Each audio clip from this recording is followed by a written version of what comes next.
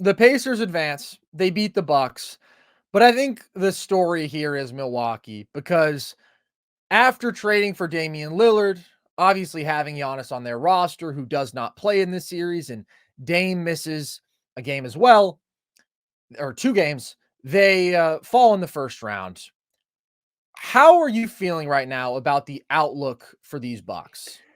I'm not feeling great, considering the fact that Giannis has missed so much postseason time. Like, it's a little bit concerning at this point, right? Like, it's all seemed coincidental, but there is now a track record here where Giannis has missed some time in the playoffs, a noticeable amount, and it has affected the team results. The other thing is that the Bucks are really freaking old, man. And the Yeah. glaring thing in this series was Indiana's a young up-tempo team, right? Fresh legs.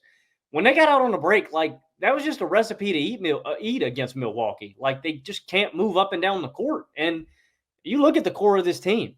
Uh, Damian Lillard's going to be 34. Khris Middleton's going to be 33. Brook Lopez is going to be 37. Man, like this is an old ass team, and Yeah. I think you've got to make the tough decision, in my opinion, Carson, is that Milwaukee's going to have to decide who they're holding on to and who they're moving on from. In my opinion, you gave up too much capital, and your ceiling is the highest with Damian Lillard and Giannis Antetokounmpo. And maybe this isn't the popular take after this series because I thought he played above his means.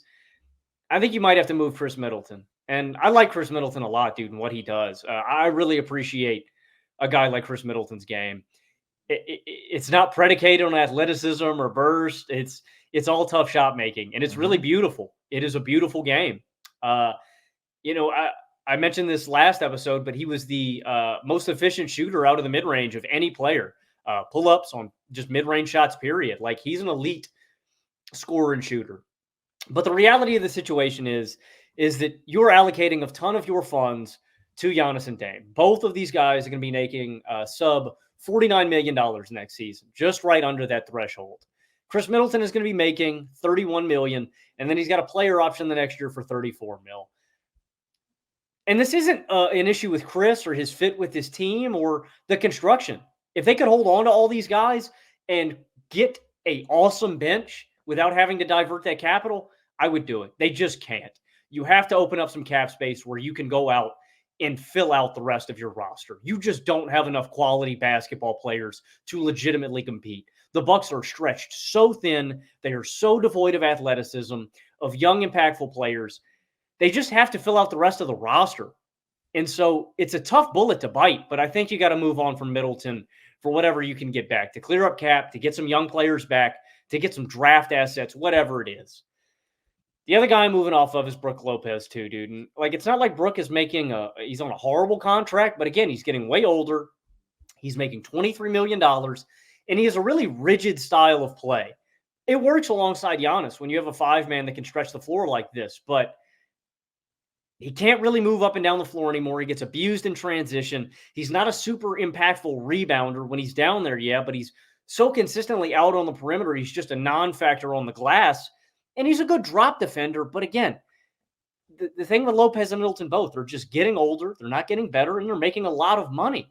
And considering the state of your roster that you have so few, like, dude, I think their only positive two-way player that is not like Giannis or Dame, and Dame's a one-way player too, is Bobby Portis.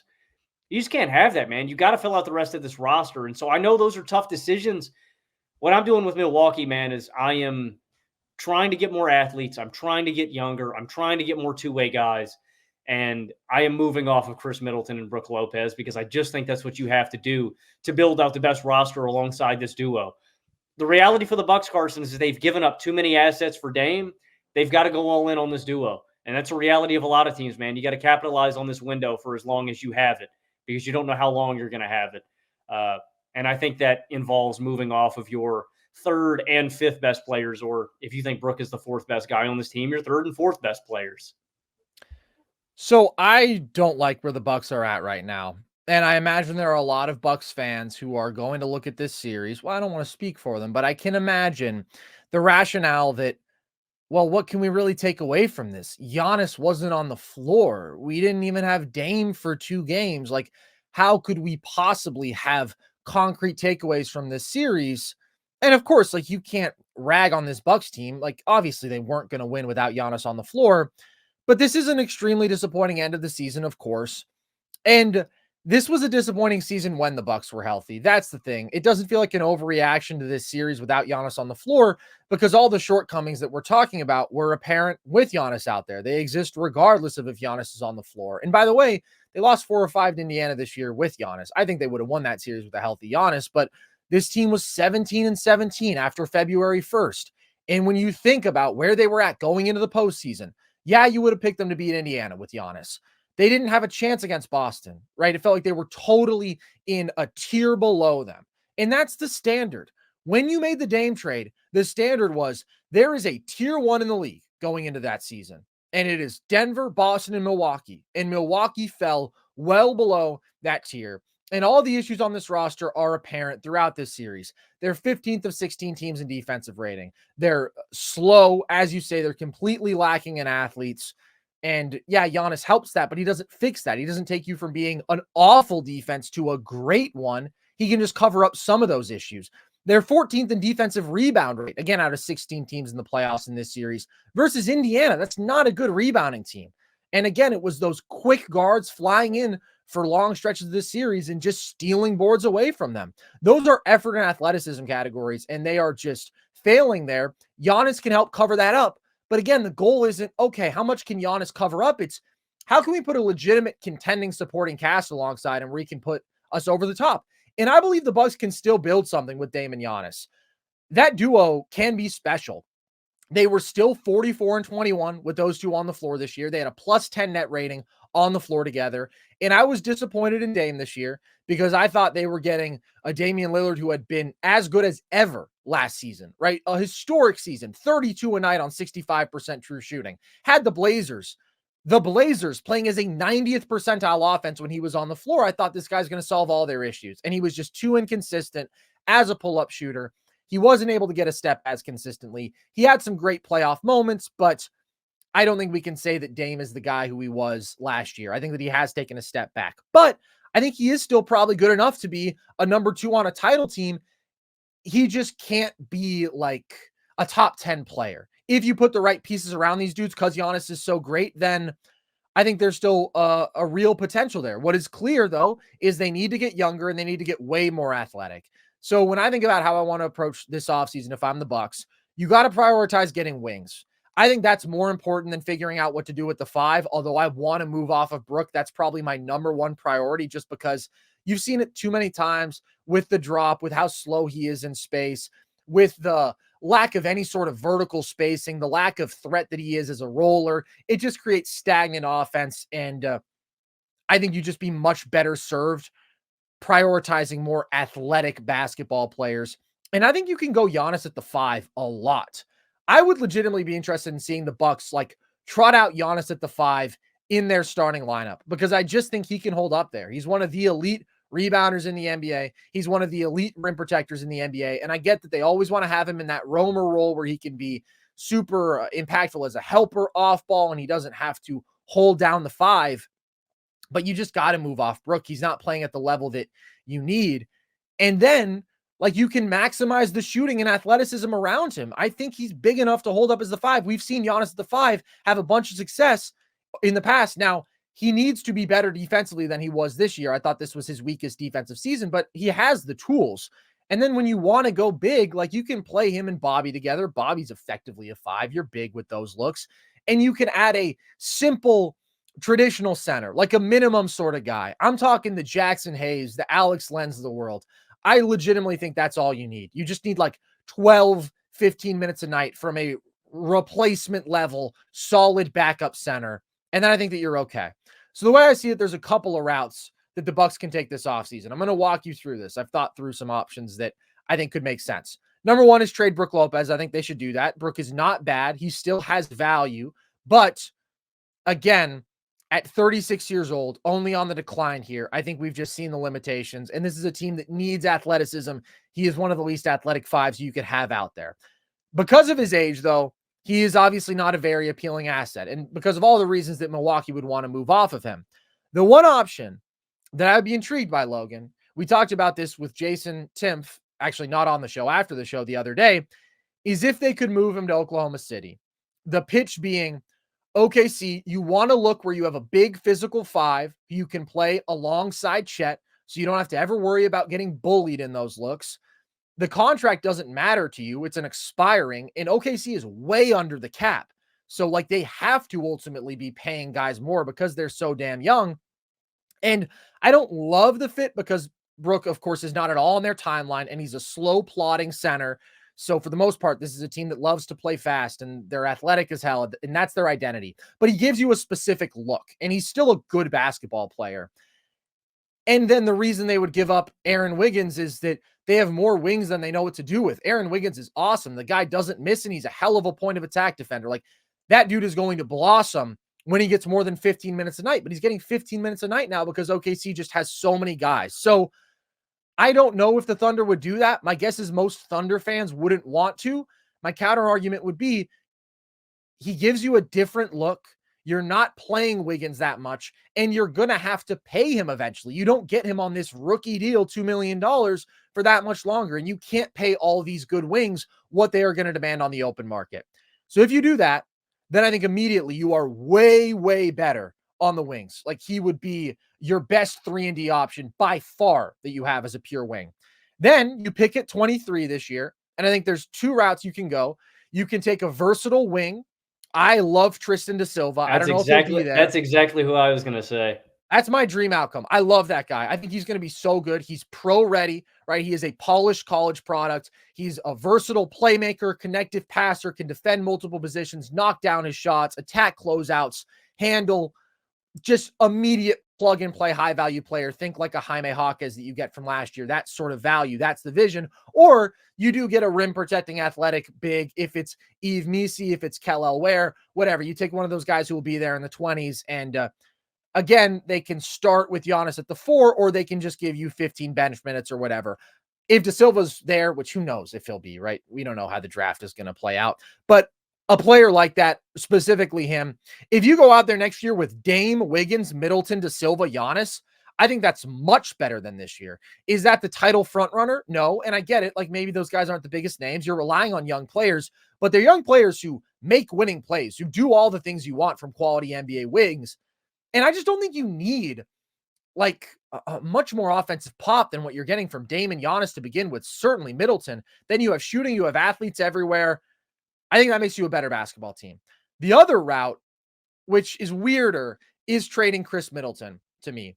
Middleton was awesome this series, and I think Bucks fans therefore probably won't want to trade him. But the question isn't how good is Khris Middleton? It's, is he what you need ultimately? Because when I think about building the best team around Dame and Giannis that you realistically can, it's more about getting awesome wing defenders and athletes and shooters. Middleton is a tough-ass bucket, but like, I just think Dame and Giannis can carry me through a series, especially if they figure out the fit. Those guys can combine for 60 a night efficiently. And so then I don't necessarily need another guy who is going to be a difficult on-ball shot maker. The option that I considered is a little bit weird. I proposed this on Twitter. There was a very 50-50 split on if this was a good trade or who would win this trade. I want to know what you think about it, Logan. If the Grizzlies gave Marcus Smart, Vince Williams, and Luke Kennard, and the Bucks gave back Middleton, Andre Jackson, and that 23rd pick, do you like that deal for Milwaukee? Do you think that makes sense? Run me back all the assets Milwaukee's Smart, getting back. Vince Williams, and Luke Kennard. That is, I mean, I like that for both sides. For Memphis, you're getting another offensive guy, which you desperately need. He can create in the half court for himself. He's a good off-ball weapon. I like that. I like the fact that you're getting Andre Jackson Jr. I'm a huge fan of his game. I think he fits in with the mentality in Memphis. Doesn't really line up with the timeline. Milwaukee desperately needs shooting, wing size, and a shooter. Yeah, I think that's a mutually beneficial deal. It's a little clunky because for Milwaukee, first of all, you're not getting like a top 50 player back, and Middleton is a top 50 player. And I think that's what a lot of people are going to look You at got no first. defenders, man. You got no defenders. That's what I'm saying. It's about the fit. And I think people probably don't have much of a sense of Vince Williams Jr. and how good he is because not a lot of people are watching Memphis. But to me, he's the jewel of the deal. Like Smart brings you point of attack defense. He brings you constant dog and competitive instincts. The shooting is spotting. He can be frustrating. He's still a really good defensive player. But Vince Williams is athletic with a 7-foot wingspan. He's a really nice passer. He can knock down catch and shoot jumpers, and he plays his ass off. So then it's like, okay, if we have Dame, Smart, let's say they still do the Brook for Aaron Wiggins trade in this world, and then you have Vince Williams, and then you have Giannis, or even if you don't do the Wiggins trade and it's Brook out there, like, again, you're just adding athleticism and defense on the perimeter. I don't know if you love that value for Middleton, but I do think it's meeting your needs, at least in terms of personnel. Also for the Grizzlies, like, yes, you have that shot maker, but he's also not at all on your timeline, and you're giving up Vince, who I'm sure they love, and I'm sure they love Marcus Smart as a culture guy. So that to me is just a little bit weirder. It's a little bit clunkier, and it's a little bit less likely. But I don't think it's unreasonable that Brook trade. I don't know. OKC, I think, is going to view Wiggins as the better asset because he is. But when you consider the context, I think there's potential for that to be a win-win just because of the needs of both these teams. And that's where ultimately Milwaukee is going to have to make moves this year. Maybe it doesn't look like what I just laid out, right? Those are very specific scenarios, but it's about getting younger, getting more athletic, and it's about prioritizing real quality role players. If that means moving off of Middleton, if you get really good role players, you do that. Certainly, I'd be willing to move off of Brook, and I would love to try more Giannis at the 5, or at the very least, have an athletic rim running 5 who maybe can even guard in space. Like, that's not that hard to find. And it's definitely better than paying Brook $23 million a year, even though that's not crazy. He's just not giving you that kind of value right now.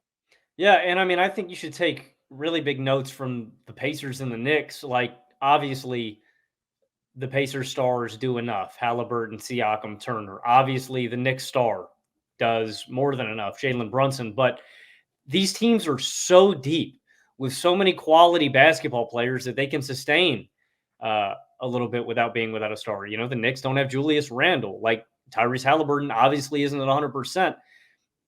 You need to get more quality basketball players, point blank, period. On your Thunder take, I like that. Now, I think he'd be in a way different role. I think Oklahoma City's playing Brook Lopez maybe 16 minutes a night, if that, like some looks with Chet and Brook. But I want to revisit that after we see a game or two of whatever we get, Thunder, Mavs or Clippers, because Chet Holmgren is going to be tasked with going up against Daniel Gafford, Derek Lively, or Ivica Zubac, which means I just think that's a key matchup to look at, where after that series or in the midst of that series, we may be going, damn, man, the Thunder don't have a big body who can hang with this guy. And then you go, oh, well, Brook may be older. He may be on a mid-sized contract. We may be giving up a valuable asset, but he's an archetype that we need on our basketball team. And I can see that working out. I also, if the Bucks do hold on to their pick at 23, I have a lottery grade on De Silva and Connect. I think Dalton Connect could be another valuable immediate play kind of guy. The tough thing about that is I just think that it's going to be tough for either of those guys to hang around because there's a lot of young players with a lot of questions. And I wonder if teams are going to value getting just quality plug and play guys like a Connect, like a De Silva. But if those guys are hanging around, I think those could be two good options for Milwaukee. The final question I want to ask you, do you think, knowing the results and just knowing what Milwaukee struggled with this season, is there any part of you that thinks that maybe they should have held on to Drew Holiday instead of going for the Dame trade? Like, the only reason I ask that, I think Dame raises the offensive ceiling of this team that they desperately needed to do. I think Milwaukee lost a big chunk of their identity along with a basketball player that covered up for a lot of their deficiencies on the defensive side of the basketball. Well, obviously, they regressed defensively more than we anticipated, even losing Drew, who was such an incredible defender. Like, they really fell off a cliff there. I would still do the Dame trade.